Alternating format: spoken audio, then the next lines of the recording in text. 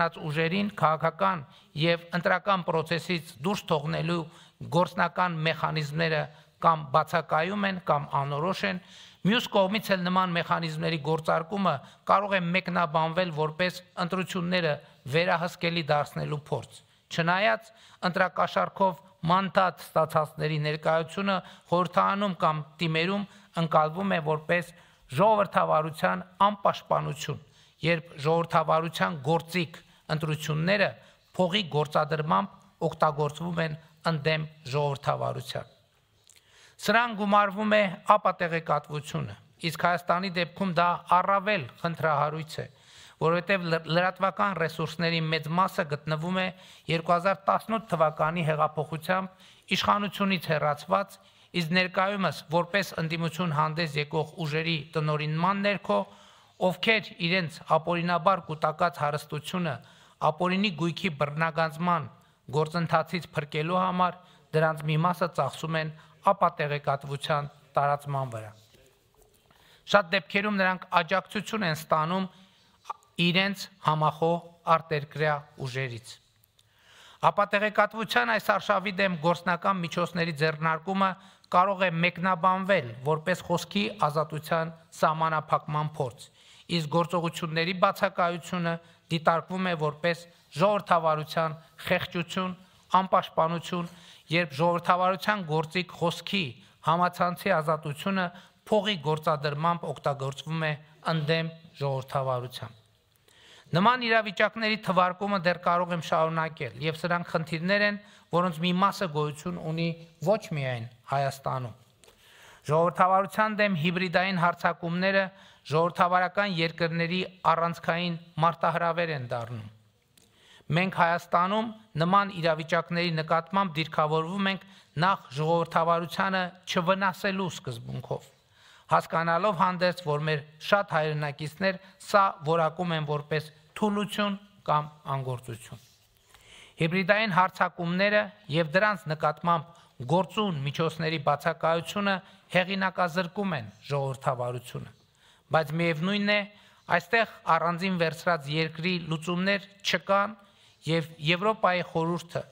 Եվրոպայի խորհրդի խորհրդարանական վեհաժողովն են այն ինստիտուտները,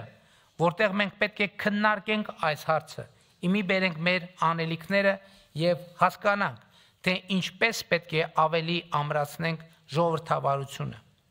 Համենայն դեպս մեր ընկալումն այն է, որ Հայաստանի Հանրապետությունը այս հարցում պետք է գործի գլոբալ ժողովրդավարական հանրության հետ, նրան համընթաց եւ այսպես էլ կվարվենք։ Ժողովրդավարությունը մեզ համար չափազանց թանկ է, կարևոր է եւ մենք չենք կարող նմանվել նրանց, ովքեր ժողովրդավարության գործիքներն օգտագործում են ժողովրդավարությանը վնասելու համար։ Նկատի ունեմ, շատ ավելի վտանգավոր է ժողովրդավարությունը պաշտպանելու կարգախոսի ներքո ժողովրդավարությունը վնասելու հնարավոր գործելակերպը։ Բայց հարգելի ներկաներ, թույլ տվեք վստահորեն հայտարարել, իհեճուկս այս ամենի ժողովրդավարությունը Հայաստանում վստահելի ձեռքերում է։ Եվ խոսքն այս դեպքում ոչ թե կառավարության, ոչ թե կառավարող մեծամասնության, ոչ թե քաղաքացիական հասարակության, այլ ժողովրդի մասին է, Հայաստանի Հանրապետության քաղաքացիների։ Ժողովրդավարությունը քայքայելուն ուղղված այն գործիքները, որոնք հենց նոր թվարկեցի, բոլոր այդ գործիքները կիրառվեցին Հայաստանում ժողովրդավարության համար թերևս ամենախոցելի շրջանում 2020 թվականի 44-օրյա պատերազմից անմիջապես հետո, երբ Հայաստանում խորը քաղաքական ճգնաժամ էր առաջացել։ Ավելին, ինչ որ առումով 44-օրյա պատերազմը հիբրիդային պատերազմի մաս էր,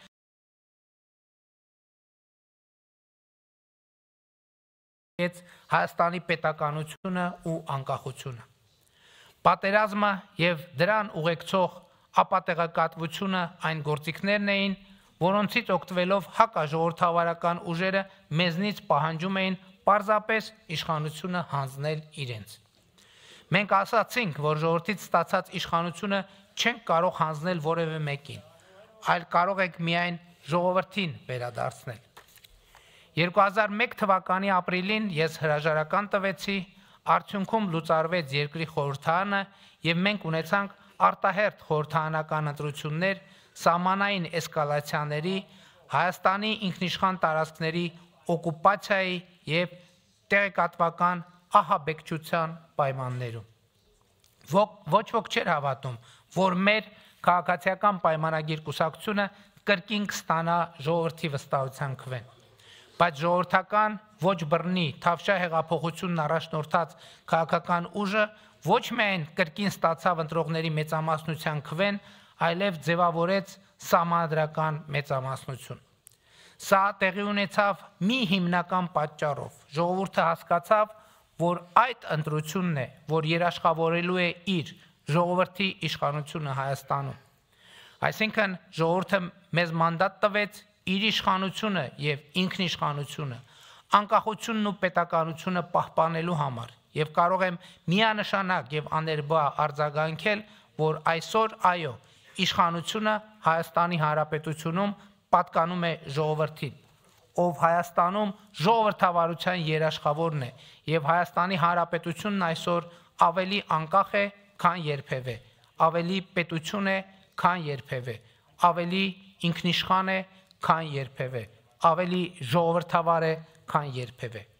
Բայց 2021 թվականի արտահերթ խորհրդարանական ընտրություններում մեկ այլ բան նույնպես տեղի ունեցավ։